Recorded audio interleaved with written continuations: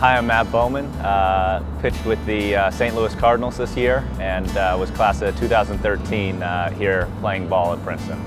Getting drafted was a very interesting experience. After my junior year, there had been some interest. I had spoken to some scouts. Scott Bradley, our coach, had helped me out a little bit in talking to people and knowing what to expect. And teams are calling you saying, we're going to pick you up with our next pick. The Angels had called me in the 10th round saying, next time we come around, we're picking you up. And the Mets actually beat them to the punch by I think 1 or 2 picks. So, for 5 minutes there, I was sitting there thinking I'd be an Angel, but then the Mets picked me up and, I was ecstatic and, ready to start that chapter. The transition from being a starter in the minor leagues to, being the bullpen in the majors was pretty interesting. You get into a routine it's much easier to be a starter as a pitcher. You have a routine, you know exactly what to expect. You get 100 pitches, you have 4 days off in between starts where you don't have to do anything, you just have to show up. And so going to the bullpen was new, and so I essentially just talked to everyone who was in the bullpen. I mean, from guys like Trevor Rosenthal. I gravitated towards a Korean pitcher named Sungwon Oh. He played in Korea and then Japan, and he's very well known there and somewhat of a legend there. And he doesn't speak any English, so through his translator, I spoke to him, but he has had the most bullpen experience. I mean, he's 34 at this point, and he's been doing it since he's 18, so he had all the information I needed. We just needed a translator in order to extract that information.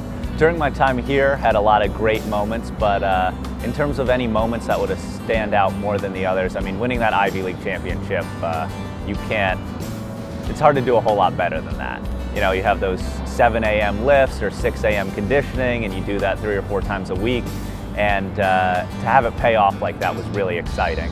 And it's the whole process. It's not just winning it, it was then going to Texas and playing at Texas and taking that chartered flight down there, enjoying a huge stadium. So Coach Bradley has helped me quite a bit actually, while I was here and even through the minor leagues and now especially in the major leagues. So when I was here, he helped me deal with being a shortstop and a pitcher and how I was going to balance that workload and make sure I wasn't overdoing it or overworking myself.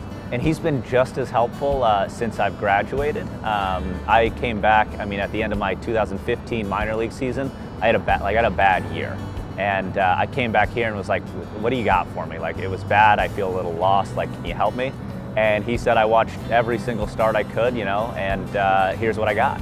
And to be honest, I think a lot of my success in 2016 and being able to make that Cardinals team had to do with what he had told me after the 2015 season. I was eligible for the Rule 5 draft, which is kind of a complicated logistical roster situation, but essentially the Cardinals took me away from the Mets. And going into that day, I really hadn't thought at all about the idea of being taken in the Rule 5. It's a very niche area of